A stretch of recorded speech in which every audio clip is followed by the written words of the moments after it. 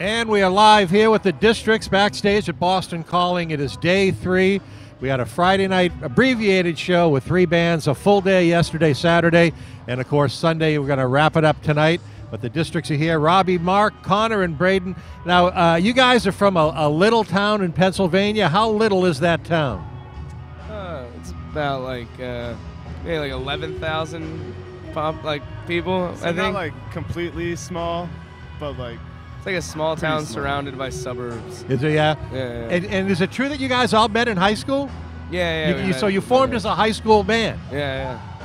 Unbelievable. And kept it together. You know, bands don't do that. You know what? You meet in high school, you get like 6 bands under your belt before you graduate. We got lucky, I guess. So tell me about the excitement of playing a festival. it's awesome. There's really good food and stuff back there, and there's like a bunch of our favorite bands playing. Well, it's only good food because it's Boston. You play any other major festival, you're going to get the same crappy Thai food or Chinese food. This you're going to eat like a roadie. this festival is actually really cool because there's only 2 stages and there's one band playing at the same time. Right. Or at one time, so right. Everyone is There's listening never any to one There's band. never any downtime. There's always a band on stage, which is great. And it's never like you have to choose between 2 bands to see. How many festivals have you guys done? One last year Yeah. in Philly, and then this is the second one this year. Do you have a pre-show ritual or any superstitions that you got to take care of before you walk out on stage? Not especially. Try and find the nearest church and pray to the rock gods. Yeah. I mean, I warm up my voice, but that's about it. Right, exactly. And when there's food, we usually like to stuff ourselves. Yeah, you know what? Take advantage of all the free food and drink as you can. Yeah, you know that's part of the excitement of a festival. Yeah. You know, you got to do it. Tell us. How would you describe your music? Oh, it's rock and roll, but it's got like a lot of different influences. Yeah. Like there's. You guys must have been so popular in high school, right? I mean, not. No. That's why you formed a band. Yeah, no. You get the chicks. Ah, come on. You know what? I've been around. Not a big deal it was being in a band in high school. Right. There was a small group of people that were interested. But So when did you guys hit Boston? Did you just get here today? Oh, we got in like late Friday night. Oh, you've been here all weekend. We were hanging out yesterday. Oh, good for you. What were the highlights of yesterday?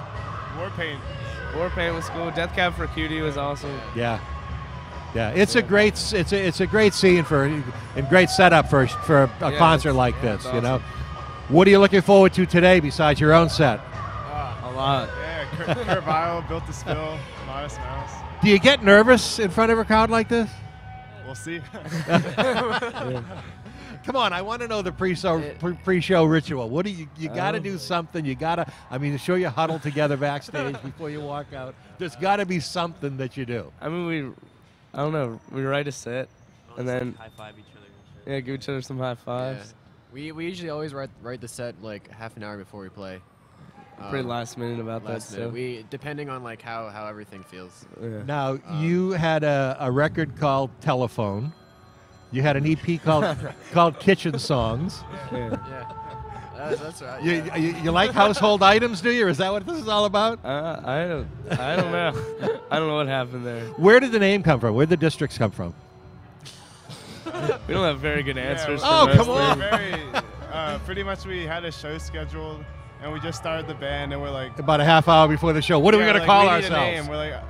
Someone wrote, I think Rob put the Districts, and we're like, all right, let's... We like argued over a couple band names, and then finally that was the one that stuck. Which one is the jokester on stage? The jokester on stage. None? Yeah, I don't know. Nobody pulls pranks on each other? Come on. On Not stage. You guys got to hang with me.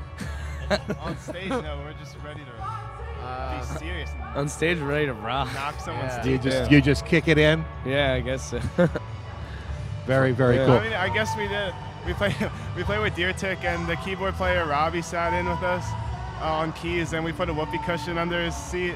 So then, like when he sat down, he.